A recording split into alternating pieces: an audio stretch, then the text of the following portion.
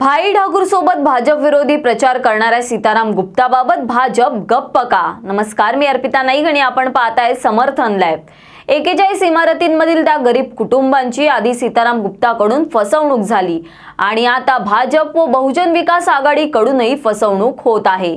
41 इमारतींमधील रहिवाशांना त्यांची फसवणूक करणाऱ्या माफिया सीताराम गुप्ताकडून नुकसान भरपाई मिळाली पाहिजे, हाच खरा या प्रकरणातील नैसर्गिक न्याय आहे।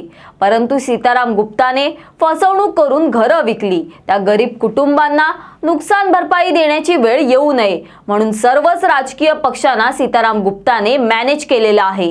ज्या भाजपच्या पराभवासाठी सीताराम गुप्ता हा भाई ठाकूर यांच्यासोबत प्रचार सभा घेत होता, त्या माफिया सीताराम गुप्ताने 41 इमारतींमधील गरीब कुटुंबांना नुकसान भरपाई दिली पाहिजे अशी भूमिका घ्यायला भाजप तयार नाही। भाजप माफिया सीताराम गुप्ताला का वाचवत आहे असा प्रश्न आता उपस्थित होत आहे। आचोडे येथील 41 इमारतींमधील फसवणूक झालेल्या त्या गरीब कुटुंबांचा प्रश्न आता ऐरणीवर आला आहे। त्या गरीब कुटुंबांना फसवणारा माफिया सीताराम गुप्ता हा भाई ठाकूर यांच्यासोबत प्रचार सभा घेताना या ठिकाणी दिसत आहे।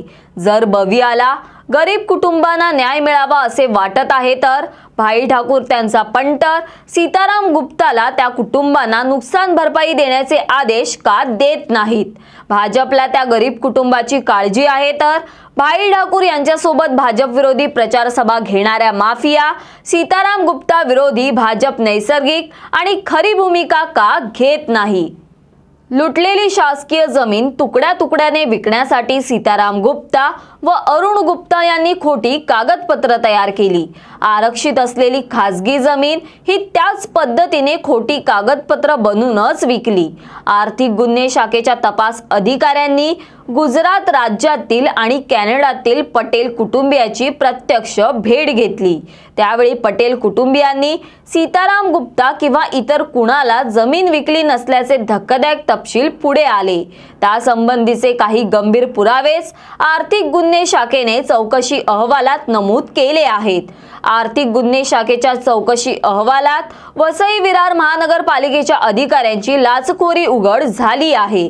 महापालिकेच्या अधिकाऱ्यांचे आणि गुंड सीताराम गुप्ता यांचे संगनमत कशा प्रकारे होते याचे तपशील चौकशी अहवालात नमूद आहेत।